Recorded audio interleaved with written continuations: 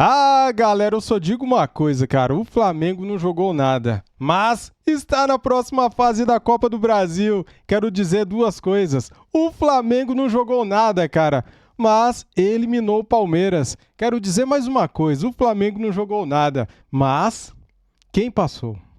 O Flamengo não jogou nada, mas está classificado, velho. E o resto que se dane. Sabe por que eu fiz essa ironia aqui, cara? Essa brincadeirinha aqui? Que para muitos aí vai ser de mau gosto, porque é o seguinte, porque é o que a imprensa vai falar, o Flamengo não jogou nada, mas e daí, quem passou? O Palmeiras também não jogou nada no primeiro jogo, né? Isso é verdade. Vamos lá, galera, para o pós-jogo aqui do programa Sport Center da ESPN Brasil, deixa o like, se inscreva e ative o sininho. As imagens são da ESPN Brasil, link na descrição como créditos. Vamos ver aqui o pós-jogo. Simbora, Mengão na próxima fase da Copa do Brasil. E eu dou boa noite para os nossos comentaristas. Fala, Zupac. Tudo bem, Marcela? Que saudade de você. Pois Seja eu estava. Muito obrigada. Muito bom tempo tê-la de férias. Depois dos seus descansos. Grande Donão, um abraço ao fã de esportes. Assim, foi um jogo quente, foi um jogo muito quente. Do tamanho dessa rivalidade, um jogo bem disputado nesse sentido. O Palmeiras foi melhor do que o Flamengo hoje. Eu sabia que ia começar assim. O Palmeiras jogou melhor que o Flamengo. E daí, quem que passou? Primeiro tempo, o Palmeiras foi muito melhor, né? No segundo tempo foi melhor, mas o Palmeiras pagou pela passividade absurda do jogo de ida, onde o Flamengo se impôs, como o Palmeiras se impôs no primeiro tempo, em especial do jogo de hoje. E dentro desse equilíbrio, né, em que o Flamengo foi melhor em casa e o Palmeiras foi melhor em casa, o Flamengo conseguiu ser ainda mais... Um início muito forte, de fato, do Palmeiras, né? Aquele avassalador, aquele ritmo intenso, pressionando, né? Era através de cruzamentos. Então o Flamengo conseguiu suportar o seu momento mais crítico no jogo e aos poucos foi se encontrando, especialmente depois da troca do Davi Luiz entrando no lugar do Luiz Araújo, que num primeiro momento até parecia uma troca temerária, chamar demais o Palmeiras para cima e tirar o jogador que poderia dar um contra-ataque ao Flamengo, que era o velocista, mas ele espelhou, né? O Tite espelhou o sistema do Abel, aumentou a estatura para a bola aérea defensiva, que é um problemaço que o Flamengo tem no atual momento, botou os seus alas para bater com os alas do Palmeiras e com isso foi aos poucos dificultando, minando um pouco mais o jogo da equipe do Abel, embora a gente tenha visto aí a chance do Everton no finalzinho. Sim, é verdade. O Palmeiras teve chance até o último instante de buscar o segundo gol. Chegou a fazer o segundo gol, né? Vamos falar daqui a pouquinho sobre as polêmicas. Ah, cara, que chegou a fazer o segundo gol, tava impedido. E os 2 pênaltis não dados para o Flamengo? Só quero ver se vocês vão falar.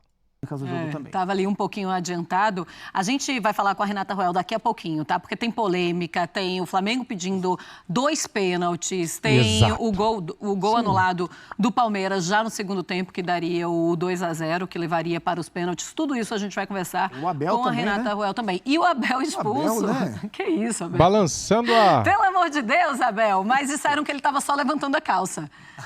Nossa, velho, que vergonha, né? O André Hernan falou uma coisa dessa, né? Que o Abel Ferreira tava levantando a calça. O cara até balançou a cintura assim, ó. Você é louco. O André Hernan, ele falou, olha, mas assim, eu também interpretei como o Daronco, tá? Eu também olhei e falei, olha, isso não é bem levantar a calça. Em que pese, faz tempo que o Abel não é expulso, né? O Abel, assim, que ele sempre criticou o excesso de cartões.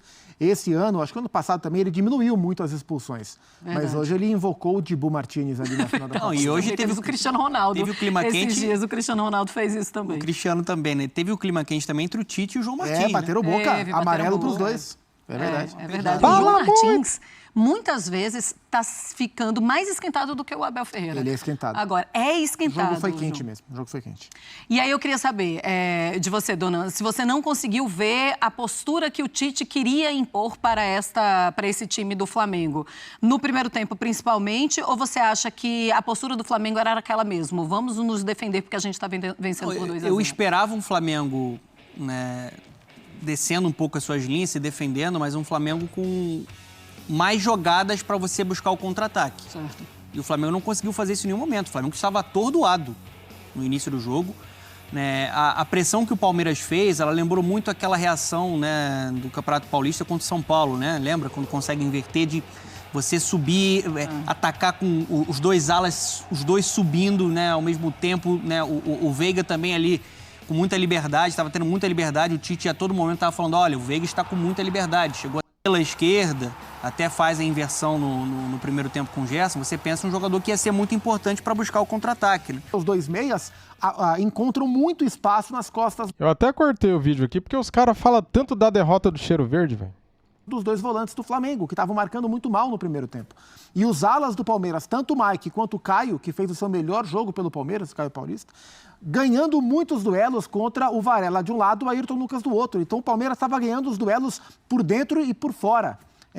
E aí depois que saiu o Felipe, depois que saiu o Mike, o lado direito do Palmeiras ficou mais fragilizado e o Flamengo foi pouco a pouco se encontrando no jogo. Só para pegar uma carona nisso que eu acho importante, né, a respeito até da opção do Tite.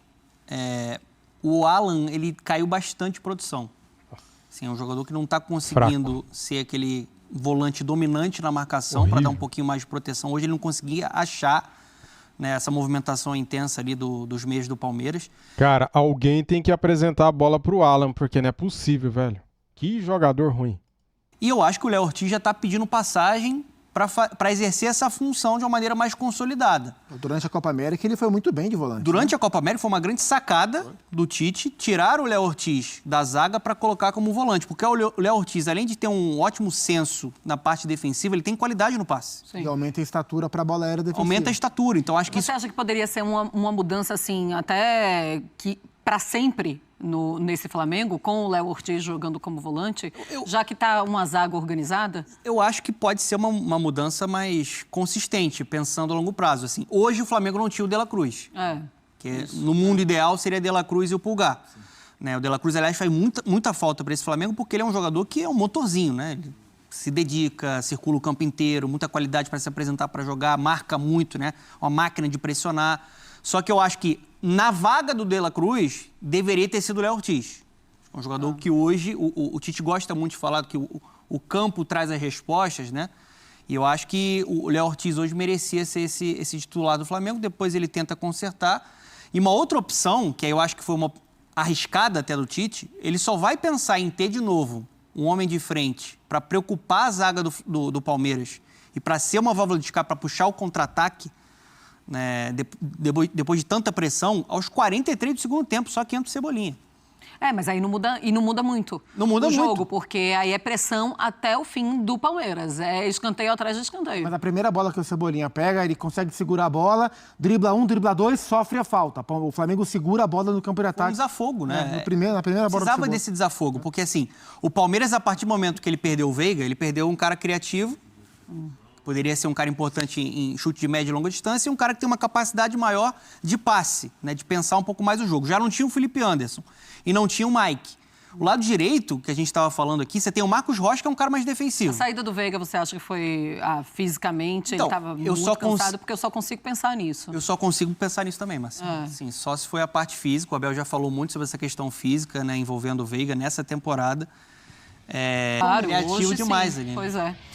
E tá sofrido para o Palmeiras não ter o Estevão, né? Olha, a gente tem aí as estatísticas da partida, Palmeiras e Flamengo. Posse de bola 59 para o Palmeiras. Era um Palmeiras que precisava de mais um gol. A 41, finalizações 20-5, finalizações certas 6-2, grandes chances 5-1, ações na área rival 41-15, desarmes 16-8. Tá aí o Flamengo classificado, porque 1-0 para o Palmeiras, que não foi suficiente. Só pra gente ter uma ideia, dessas 20 finalizações do Palmeiras, 13 foram no primeiro tempo. Sim. Apenas, entre aspas, né? Apenas 7 no segundo tempo. E das 13 que o Palmeiras fez no primeiro tempo, 9 foram até os 27 minutos.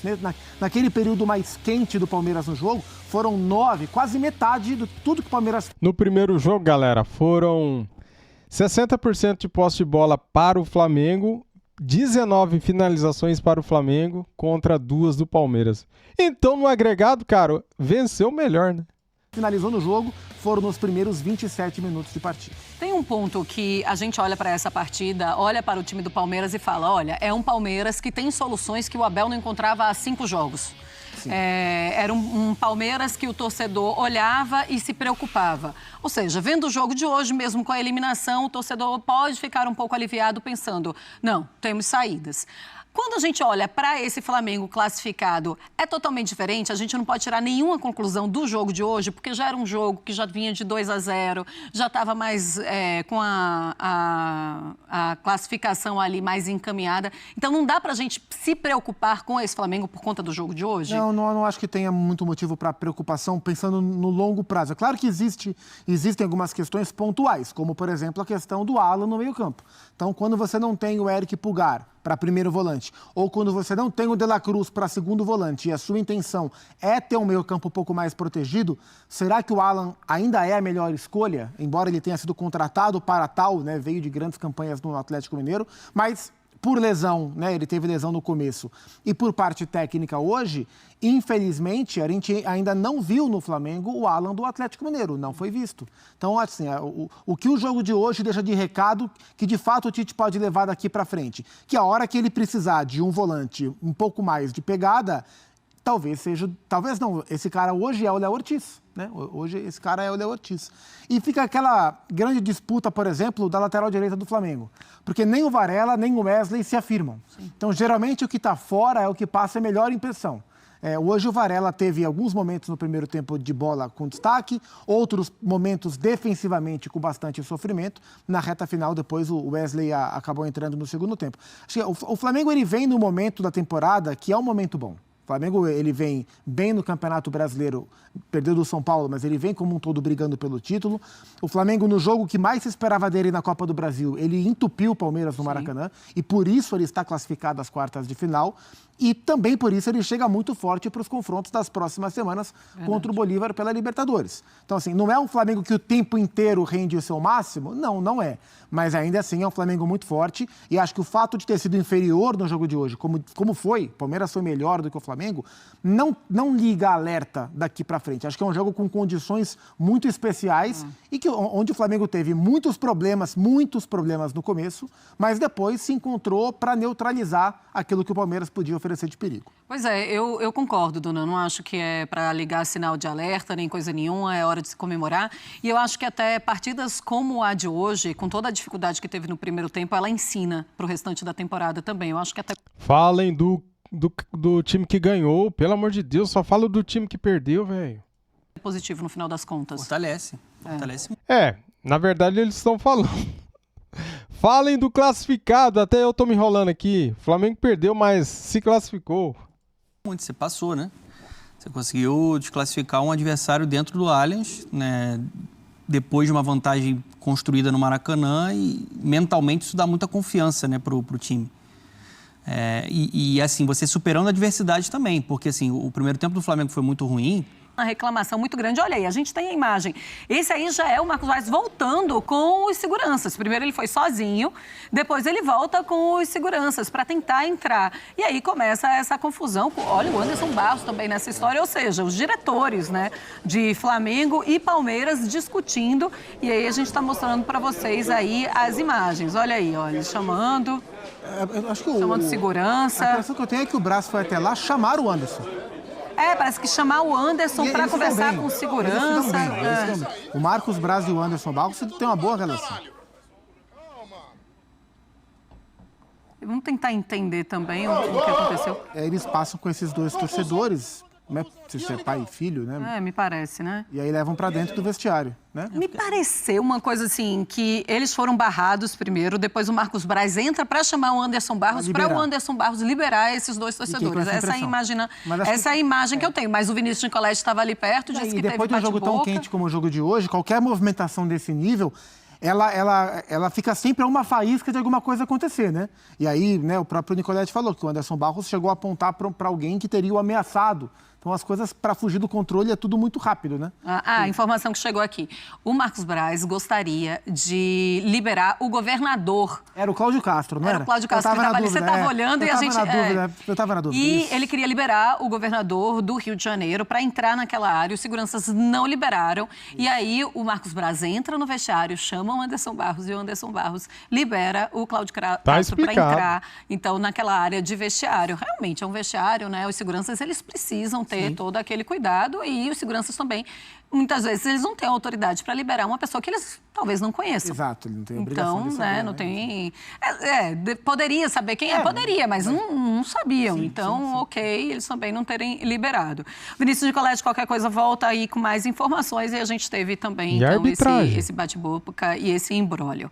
Vamos conversar com a Renata Ruel? Vamos saber de todas as polêmicas lá no Allianz Parque, se estava certo, se não estava errado, se estava errado, se o Daronco acertou ou não. Renata Ruel, então, conosco. Fala, Rê, tudo... Será que a Renata Ruel vai decepcionar a nação? Não sei. Está ao vivo, vamos ver. Bem, boa noite, bem-vinda. Boa noite, Marcela, Zupac, Donan, fã de esporte. Algumas polêmicas nesse jogo que está quente até agora, né, Marcela? Nós temos aí pedidos de pênalti, gol anulado, expulsão do Abel e a gente vai falar um pouquinho de cada um desses, Má. Então pode começar. Vamos começar com... Vamos começar com o primeiro pedido de pênalti, que é esse lance aí, que eles pediram pênalti no primeiro tempo ainda para o Flamengo. O que eu vejo nesse lance? Para mim, você tem uma disputa por bola, você tem uma disputa por espaço. Eu até vejo, sim, um contato no jogador do Flamengo, mas para mim um contato mínimo. E aí, o que acontece? A regra fala, nem todo chutar, nem todo calçar, nem todo contato é faltoso. Então, para mim, se tem um contato, o jogador do Palmeiras, ele posta o pé, tem um contato, mas um contato de bico ali da chuteira, para mim, muito sutil, com uma intensidade, com uma força muito baixa, e dentro disso, na regra, não é falta, não é infração. Neste lance, para mim, o contato não é faltoso. Para mim, é contato de jogo que não é o suficiente para derrubar o adversário. Eu não vejo penalidade. Quero a opinião de vocês também, Zupa. Eu também não vi pênalti, não. É um lance sutil, mas eu não vi contato para pênalti no Gerson, não. E aí, Donan? Eu fico na dúvida, assim, eu vejo contato ali, né? Acho que ele chega atrasado, né? O Vitor Reis, o Gerson consegue dar uma adiantada, se em velocidade não é o suficiente para tirar o Gerson da jogada. Para mim é um lance muito difícil, né? Tem um ângulo que parece que não é nada, mas tem um ângulo que deixa claro que tem esse contato. Acho que tem margem... A questão é, esse mesmo lance aí tem hábito que dá pênalti. Tem gente é um lance difícil? É um lance que você achou polêmico? Se fosse pênalti, não seria um absurdo? Eu que venho muito de Europa e Premier League, eu não acho polêmico, eu acharia polêmico marcar esse tipo de lance. Então, eu que venho com essa visão de nem todo contato é faltoso. Eu discordo, porque assim, a gente tá no Brasil, e no Brasil é marcado esse tipo de pênalti, cara. A gente não tá na Europa, né? Você tem que deixar o jogo correr, que você tem que ter essa leitura. Eu não vejo uma polêmica gigante nesse lance. Mas que cabe interpretação? Sim. Sempre que você tem um contato, você tem que analisar se esse contato é o suficiente ou não para derrubar o adversário. Se esse contato gera impacto na ação do adversário. Então, sempre que tem um contato, a gente pode discutir, sim, se é ou não polêmico, se é ou não infração. Dessa forma, é inegável que se tem um contato, há uma certa polêmica. Mas eu vejo um lance que, por mais que você tenha contato, eu não vejo contato suficiente para derrubar o jogador e gerar esse impacto na ação do jogador. Tá. Próximo lance, Rê. O próximo lance que nós temos, eu acho, se eu não estiver enganada na sequência, é o segundo pênalti que o Flamengo pede, não é isso? É isso aí, ó, é esse lance. E aí, eu gosto sempre de ir na regra, e eu falo isso. Você tem ali uma disputa dos dois com aquele braço aqui, espaço, o braço lá por disputa por espaço. O que a regra fala? A regra considera esse um movimento natural ou antinatural para a ação do jogador. É um braço que se justifica para a ação do jogador? Você corre assim, você joga assim, é isso o tempo inteiro, por mais que você esteja ali marcando o adversário. É um braço com natural ou antinatural? É um braço que assume o risco pro adversário de você ter a bola tocada no braço.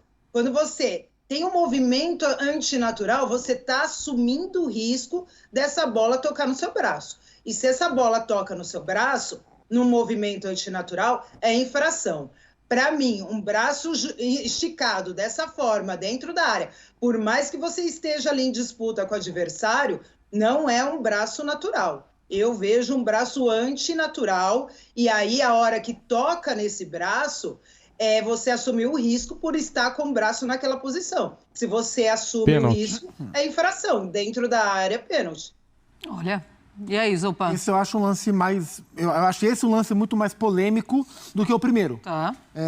Porque a minha dúvida era justamente sobre o fato do Murilo, era o Murilo, né? Tá em disputa com o Pedro. Né? Eles estão juntos, né? Aí a hora que o Pedro sai, a hora que o Murilo estica o braço e a bola cai involuntariamente, né? Em cima do braço dele. Não leva ele até se assusta. Sim. Eu, pela minha interpretação, eu não marcaria o pênalti.